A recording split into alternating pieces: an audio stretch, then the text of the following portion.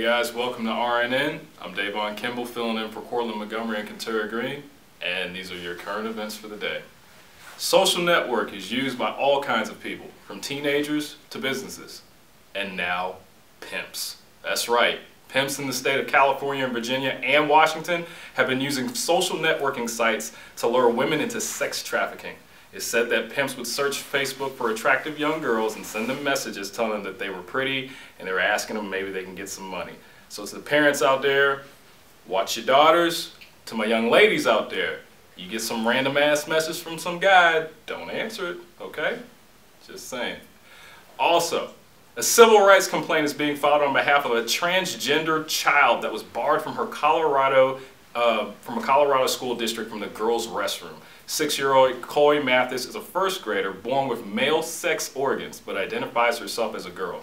And she had been able to use the girls' bathroom before winter break, and after the winter break the Colorado school district just said no.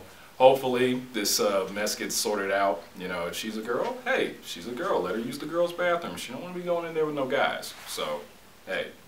And plus, this past Tuesday marked the 1-year anniversary of the death of Trayvon Martin. On February 26th last year, Trayvon Martin was shot dead by George Zimmerman, who claimed that it was an act of self-defense. He would have turned 18 this month. So hopefully this case goes through. The case is still ongoing. And hopefully there's justice for Trayvon Martin. And with that being said, this is the ending of current events. I'm going to kick it over to Brandon J for M3 Where Music Matters Most with our special guest, Zip Kennedy. Deuces.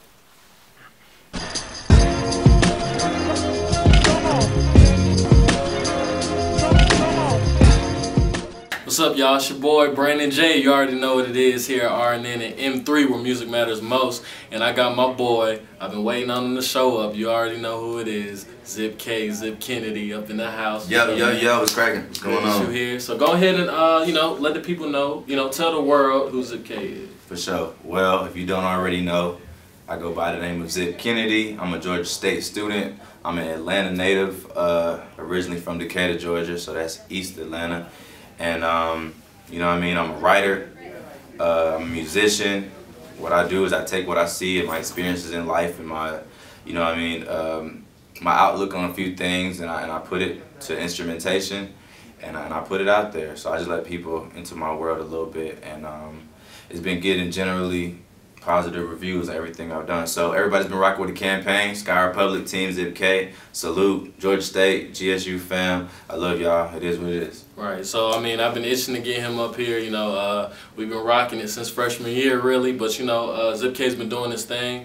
In my eyes, he's one of the biggest artists on the campus of Georgia State University. So he's definitely, you know, doing his thing. Go ahead and tell him about, you know, some new music you dropped. I heard you just dropped a new single recently. Definitely. Last week, on Thursday, no, not Thursday, earlier than that. Anyways, last week I dropped a new single, Can't Control. We've already been getting radio spin. Shout out to 94.5 Streets. We're locked into that rotation. It's just something for the city of Atlanta to embrace. Right now we have a real club culture. If it's not radio worthy or club worthy, then it's not getting spin. So strategically, I'm doing what I have to do in order to get my name, my buzz out there. So salute to the radio stations, 107.9 Hood Rich for rocking with me.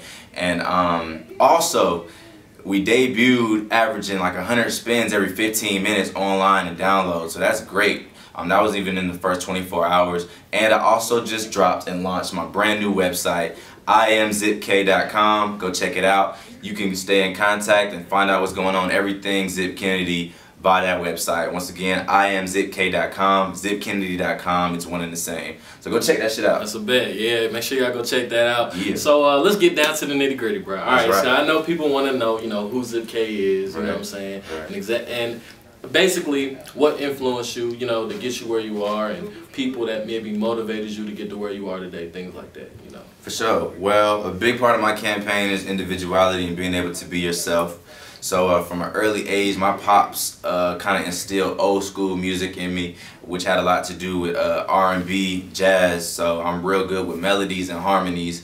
And like I said, the music scene and culture in Atlanta right now it's real one-track mindish. But what I try to do is step outside of the box, and instead of trying to do what I see or what I hear, I found out that if people are receptive to you and who you truly are, then you won't ever have to change. You know, you can just be consistent in being yourself, and people will respect that. So with that being said, when you get Zip Kennedy, it's not a facade. You really do get who I am.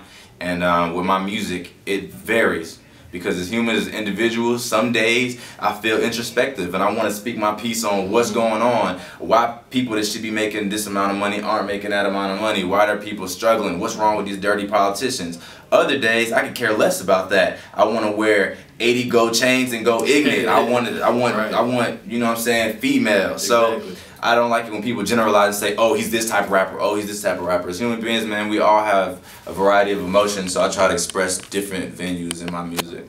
I feel that. All right, so with that being said, you know, I'm going to go into a little something, you know, because I've listened to your music, you know, I've been rocking with you since freshman year. So I already know you got the bars, you know what I'm saying, and your style is different. That's one thing I like, different. That's one thing I always talk about on the episodes, you know, being different, things like that. Because ain't nothing like being different. 2 Chainz said it, you know what I'm saying? So with that, like, what are some, or who are some people that influence you as far as like musical artists?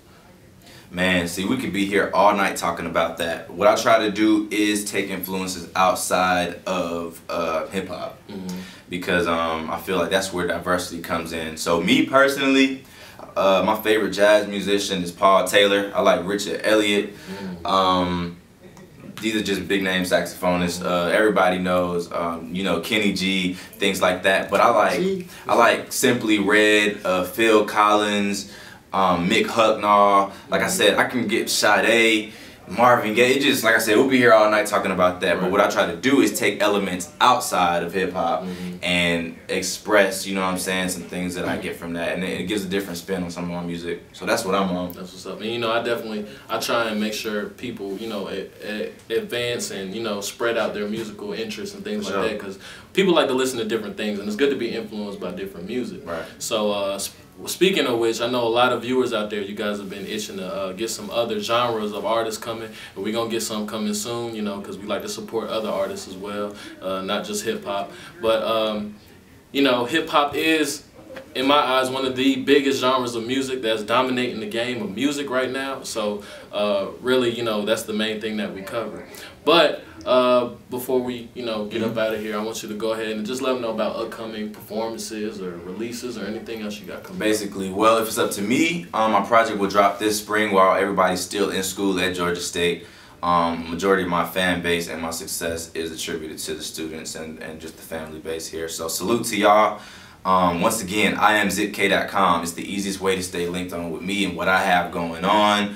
Shout out to Will Hill. He just dropped Ramadan. I'm proud to say that I had a heavy presence in making that possible, and it's real dope, good music. So it's a lot of talent that's coming out around this time, even stemming from Georgia State students. So just be on the lookout of everything ZipK, Sky Republic, crew neck sweaters, everything is online. IamZipK.com. Go do it. All right, I'm gonna hit you with a question real fast. Do it. We did.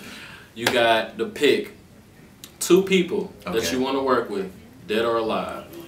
All right. 2 people that I want to work with, dead or alive. Oh man. All right, I'm gonna keep it. Ooh, that's tough. That's tough. Right. And I have to limit it to 2 people. All right, I'm gonna put it just like this. I definitely want to work with. We're gonna talk right now. I want to work with Kendrick Lamar, and I say that because some of the music that I do might lead you to believe that when it comes to lyricism and content, that I'm subpar. Right. But if I could do a collaboration with Kendrick, I feel like I could definitely prove myself worthy of being respected as far as lyricism, vocabulary, content, subject matter. Right. Boom. So Kendrick, and then I'm gonna go ahead, go on a limb and say Michael Jackson. You know what I mean? Of course. Generally because it hasn't been done for real with a hip hop artist working with the King of Pop. And I'm just saying that I feel like if he'd lived longer, that shit would have come to fruition. So dang, I would like to do something with MJ just because it's freaking Michael Jackson. Right. So yeah, I think anybody nowadays on the track with Michael Jackson or Kendrick Lamar, that would be crazy. Right? But that's a weird combo, right? Like right, Kendrick Lamar and right. Michael Jackson. Who Right. thinks of some shit like I mean, that? but I feel where you're coming from though. But I want to appreciate you coming by again. They won. Make sure y'all go do that at zipkennedy.com. And this is your boy Brandon J here, M3 on RNN. Y'all. Yeah, nigga, what's up? This shit run through my blood. Al jokes that I need my cut. I'm young Zip K the plug. My campaign got a buzz. Yo, girlfriend on my buzz. Yo, girl, I'm about to bust. Got a thou out in my bag. I'm thou out down in swag. My girl might pop a molly. I just popped them tags. Get it from my dad. He kept his family fed. I'm homeless in this Porsche.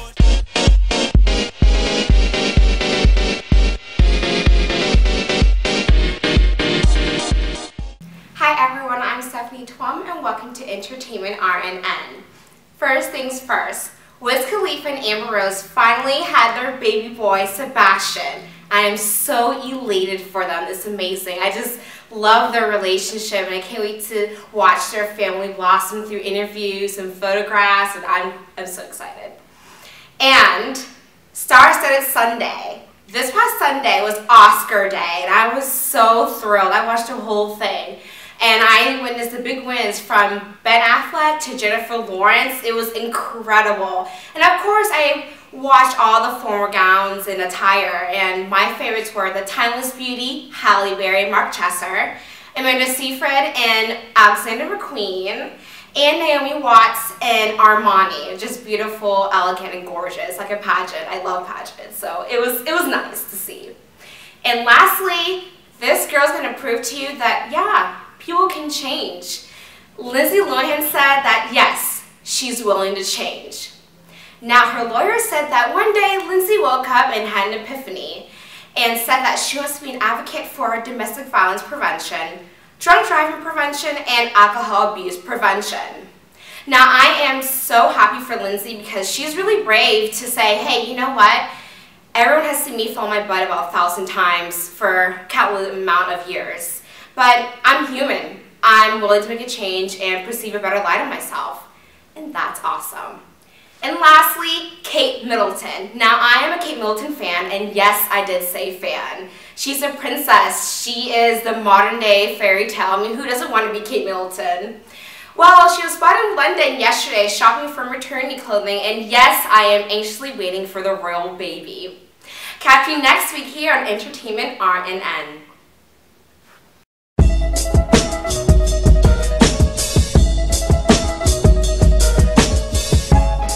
Hi guys, it's Political Issues. I'm Eric Cooper, and this is RNN. Today I'm talking about Chuck Hagel. He finally got, the Secretary of Defense nominee finally got through.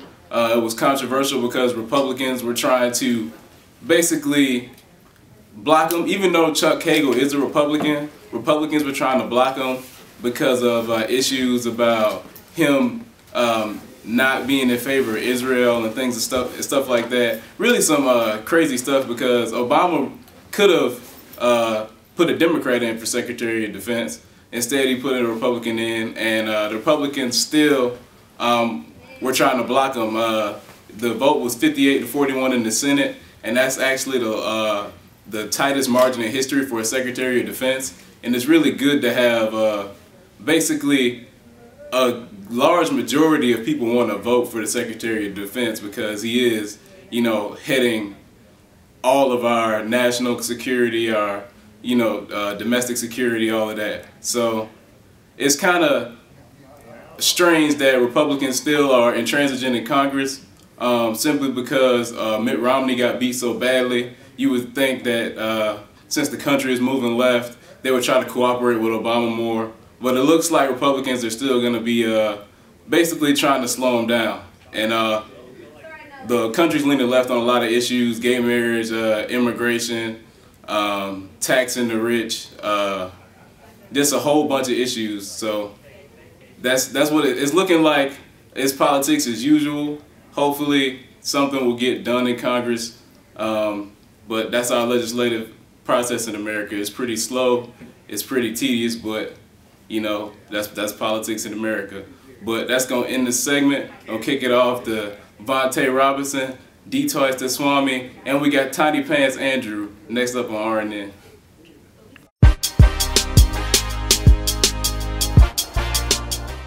What's up, everybody? It's your man, the Swami.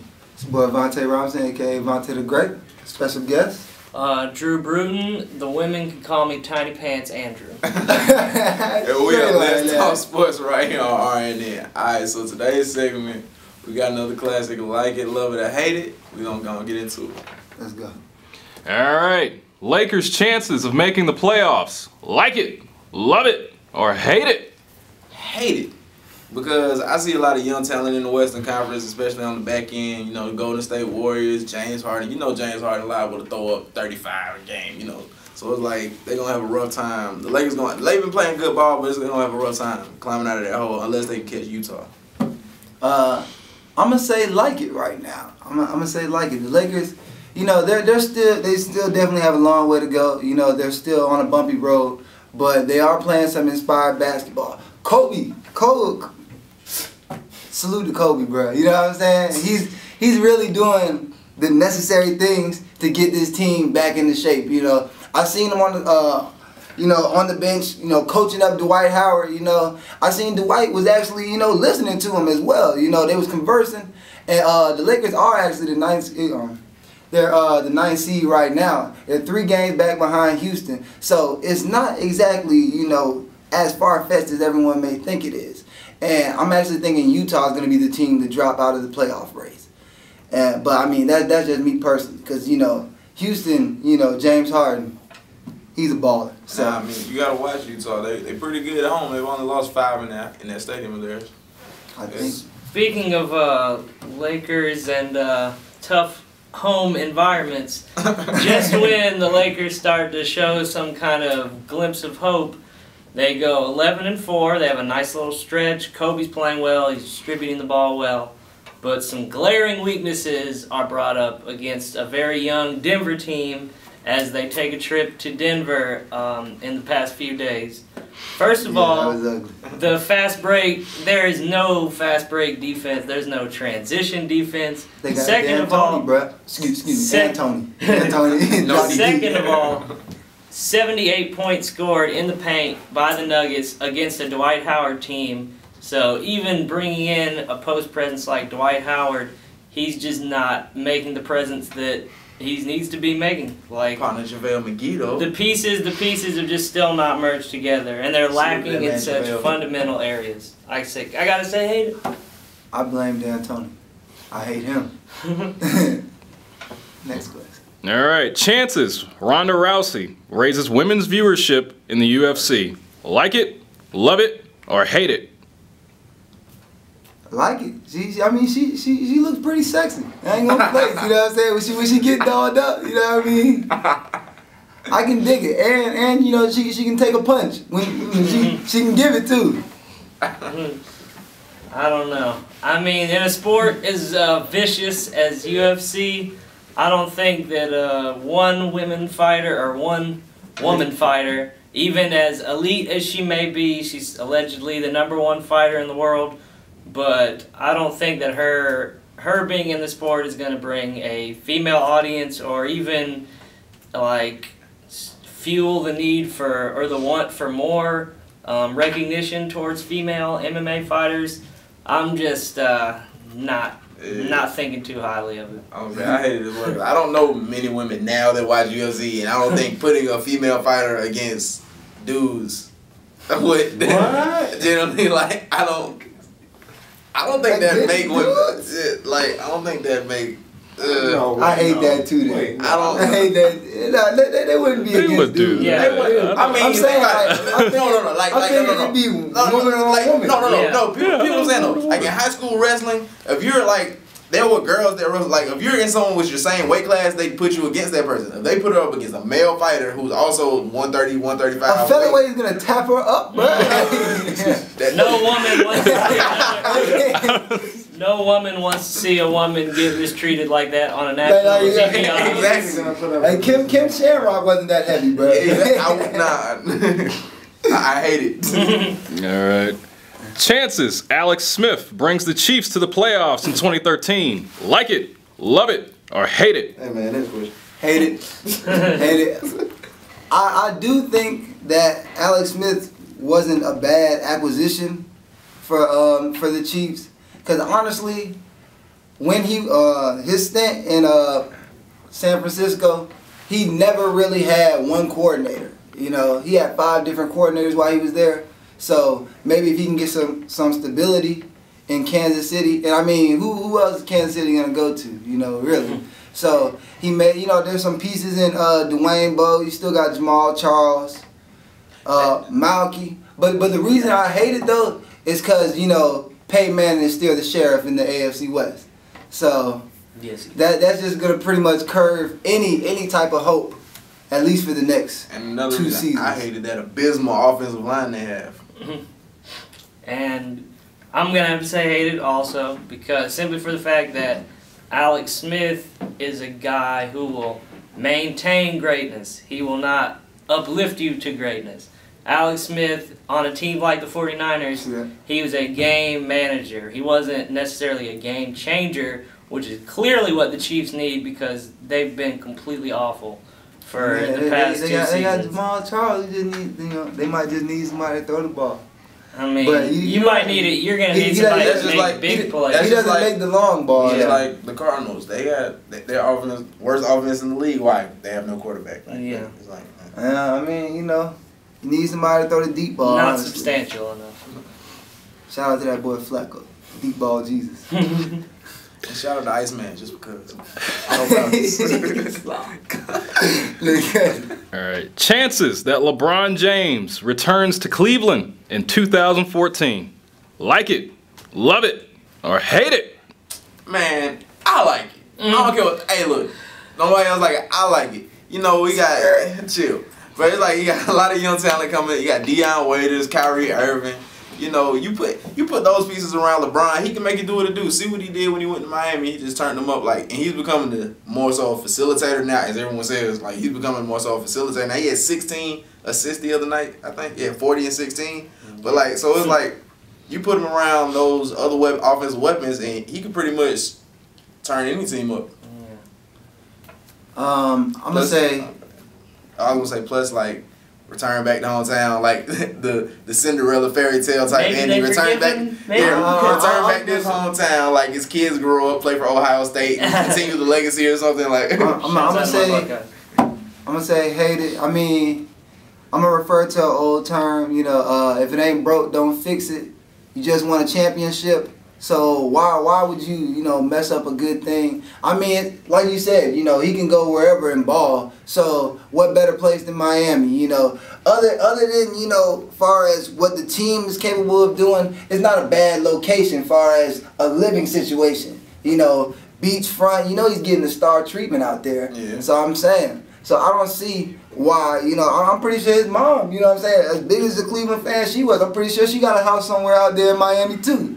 So I'm saying, he probably got a crib in Cleveland. You know what I mean? He probably got a crib in Cleveland. So that has nothing to do with his love for Cleveland. Like, I mean, I just feel like he's trying to, write a dynasty, man. You know what I'm saying? He's trying to write his legend, as so to speak. Now, Cleveland, they had their chance, honestly. Like, how you going to shun your hero? That's all I'm saying. Honestly, bro.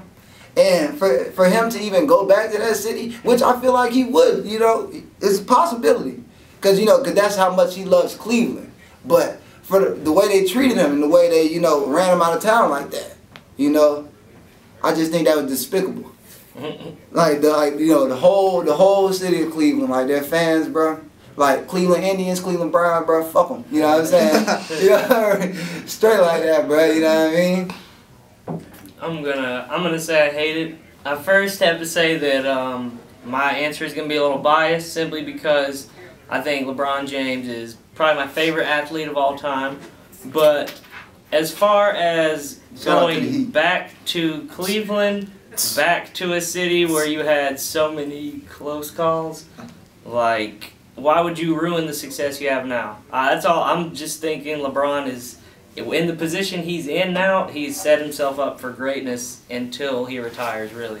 And I don't see why you would stray off course after already making one, career-changing move. I think he needs to stay where he's at now. Not to mention, I when you're great, I feel like you attract greatness. So who's to say that you know, the next great player, when his contract is up, he might not just come out there, you know, to Miami. So I mean, but yeah, the great. Man, I'm DeMarcus Denham. I can't do twice the Swami. Go ahead. Tiny Pants Andrew. For the ladies. Woo. And we out here.